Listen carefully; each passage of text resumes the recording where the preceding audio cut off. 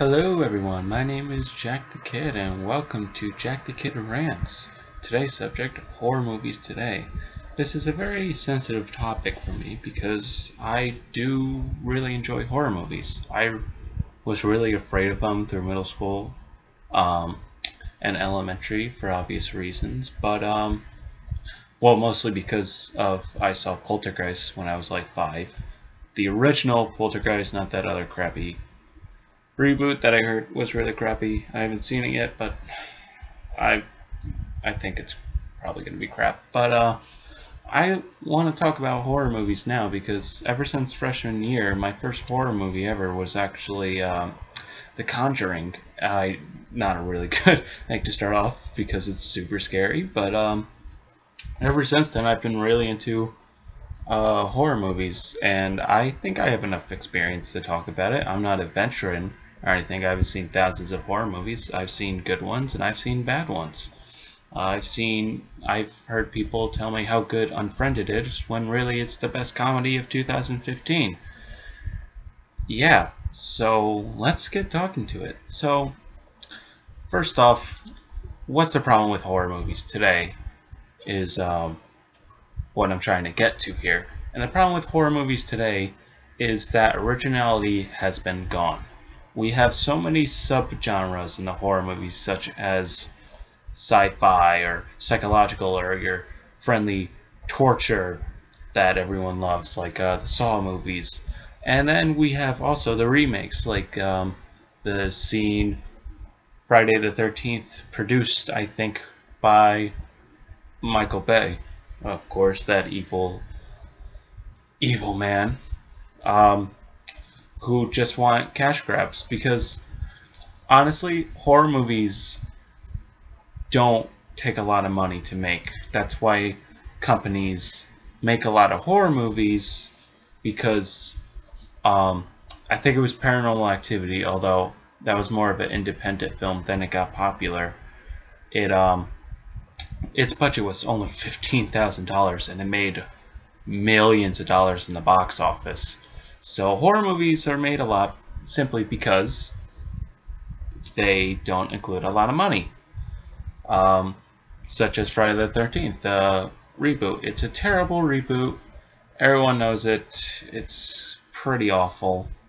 I do not recommend you see it. And then there's the Nightmare of Elm Street, which was my second horror movie I ever saw, their reboot. I have seen the original, and I can say full-heartedly that it is meh. I mean, the original's alright, but with today's visual effects and everything, it's not as scary.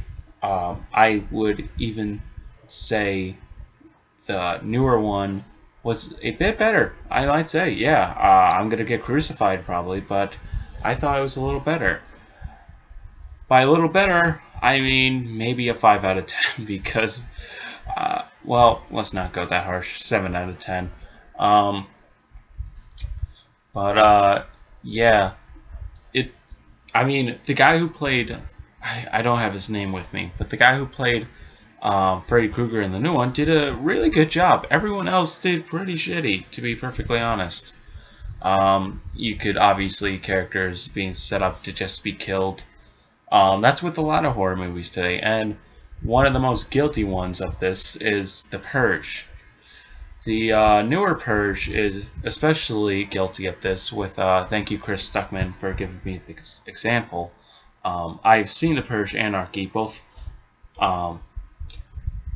Anarchy and the original. The original was more of a break-in household thing, and people are stupid in these types of horror movies now.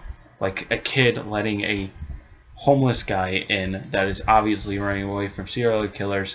You do not want him in your house. I do not understand why you would even want him. I understand you want to be a good kid, but like wholehearted, but no. Don't let a stranger in your house, you freaking idiot. And then we have what I was trying to get to, but was somewhat distracted. Just setting up characters to die. In Anarchy, there's this dude with like a flamethrower, and these hobos are perfectly hidden out of sight, so you cannot see him at all. And all of a sudden, freaking the homeless people, who are hidden very well, just jump out of nowhere. They have no reason to jump out. They just jump out.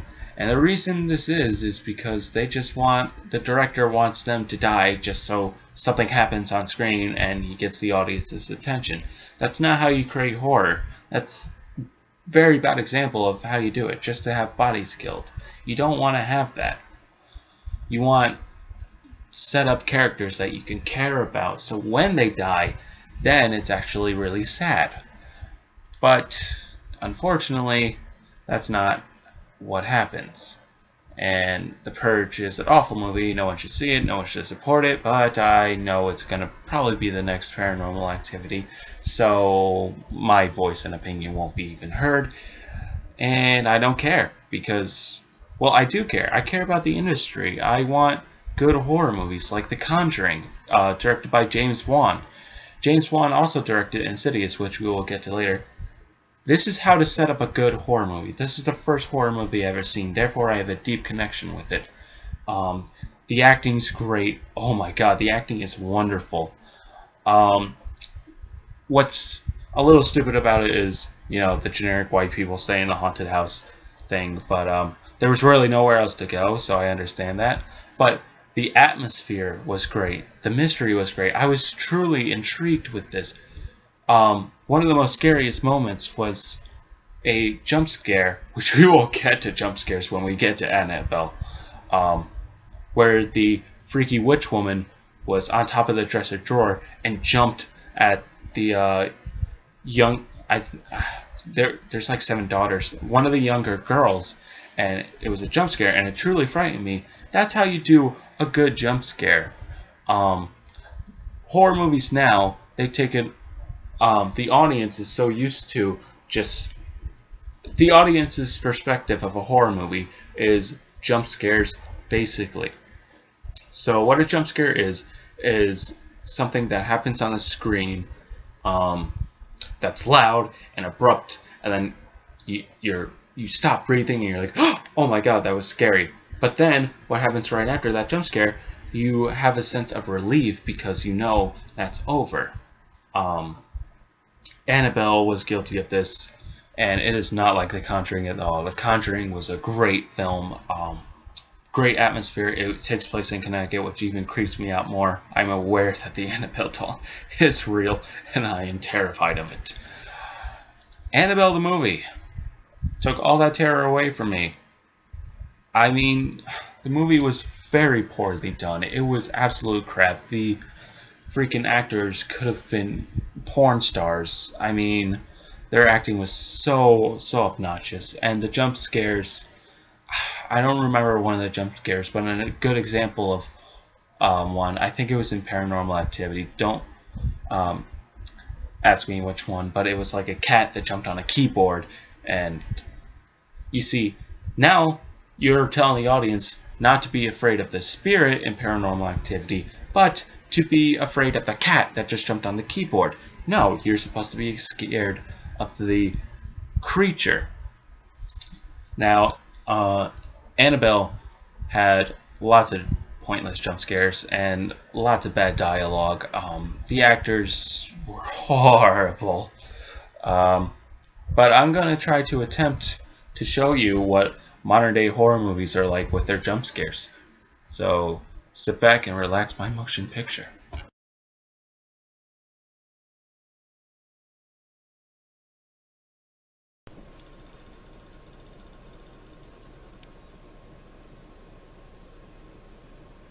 Oh my god, jeez. Oh, wow. That was scary, wasn't it? Holy crap. Oh. As you can see, that motion picture that you just saw was directly taken from Ouija Board. I'm not making that up at all. But yeah, Ouija Board's another example of terrible horror. Oh my god, Ouija Board was shit. Holy, it's a board game, a crappy one at that. I mean, also produced by Michael Bay. So you know this, it's set for life pretty much. Yeah, no. Ouija is a horrible horror movie. It's one. If you want to see everything that's wrong with horror today, watch Ouija Board, or it's called Ouija. It's an awful movie. Don't dare support it. It's bad. Constant jump scares. Barely anything happens. Again, like the Purge, people are set up to die. That's what horror movies are doing today. Everything that I said previously of what's wrong with horror movies, just put that in Ouija. Stereotypes, everything. It's awful. Do not go see water movie, Ouija Board, or Ouija. It is so awful. Now, one of the most famous genres now of horror movies is called the found footage. And the found footage genre is a first person, or it's basically camera set out a house, or a first person point of view of the horror movies that are happening. A good example of this is Paranormal Activity, which was second to set up the genre to the really great Blair Witch Project, which is super scary. Oh my god. But Paranormal Activity 1, I support fully. I think it's a great horror movie. With the sequels, obviously, the quality went down because, again, cash grabs. Like I previously mentioned, this movie only cost $15,000 to make and made millions of dollars in the box office. So obviously sequels had to be sent because that's how Hollywood works. But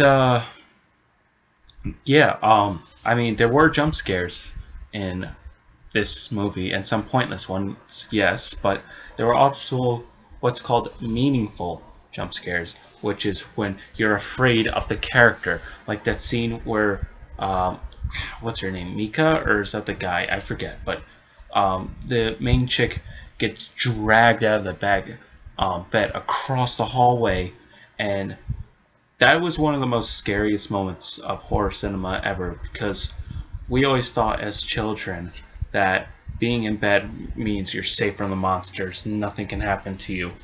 But Paranormal Activity screwed that up for us, so now I'm afraid to sleep in my bed knowing that a monster or a demon's going to eat me alive. But Paranormal Activity, the first one, was a very well-paced, very good horror movie, and I suggest you see it. Even the sequels, you can see it. The quality decreases with every single one. My favorite one is the first one all the way. Second, alright. Third one, you can obviously see the decreasing value of the movies, and then the rest of them 4, and the I forget what the spin-off one was called, but yeah, those were bad. And then let's go back to Insidious, which was also directed by James Wan, which we previously mentioned, the Conjuring, but did not direct Annabelle. That was just a corporate dick move. Insidious is well paced. It also has jump scares, but they're meaningful. There's something you should be afraid of, like that one scene where the guy's just standing behind the wife's crib. That literally scared me, and that's a meaningful scare because something is happening. It's not like a cat jumps on a keyboard. No, this is an actual thing you should be afraid of. Insidious is one of the best horror movies, I think. Truly scared me. The sequel, Insidious 2, it was more interesting than... It was more a progression of the story than actual... actual scariness. It was interesting. But I want to end this note on a great horror movie. It's an Australian independent movie called The Babadook. This movie is one of the best horror movies of 2014, last year, and one of the best movies, I think, horror history. I would put it in my top 10. Hopefully I'll make a top 10 soon of horror movies, but so well paced, so well executed. The atmosphere is wonderful. It's about a woman struggling through her depression, and I have come up with a theory that the Babadook is her depression and trying to take her over. You never know if the Babadook is actually real or if it's just her the whole entire time with her depression and finally setting in. It's well executed, well paced. One of my douchebag friends said, "Oh, but there was barely any jump scares. It wasn't even scary." That's what people think horror movies are today. Just jump scares, jump scares. Jump scares are not as effective as you think they are. Just because you're startled for a sec doesn't mean it's scary, because after you're startled, then you go back to sighing in relief. You never want to feel relief in a horror movie. And this movie, The Babadook, got me on edge of my seat. I did not want to let go of this movie. This movie was spectacular. I loved this movie. It was well pasted, well executed. The first time director, I forget her name, but I'll put a subtitle on top of her name, but she deserves... Oh, this was her first movie, and she did better than Paranormal Activity, Insidious, and The Conjuring, I think. Guys, I really love this movie. It was so good.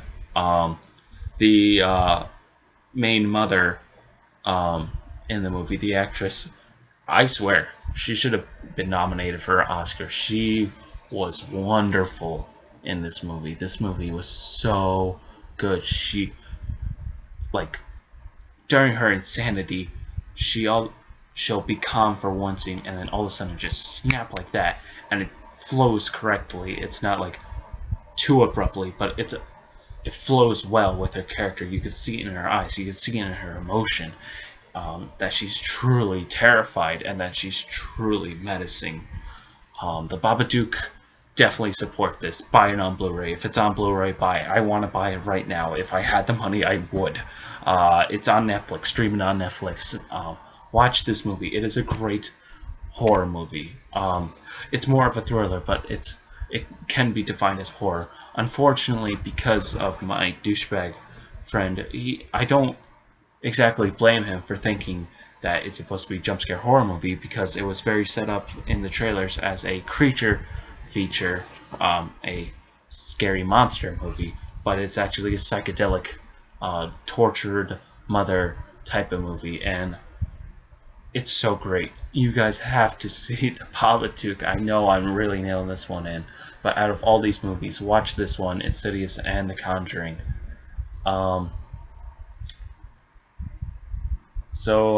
Yeah. Well, last off, before I leave, I just want to say thank you so much, guys, for subscribing. And I'll catch you later. Peace.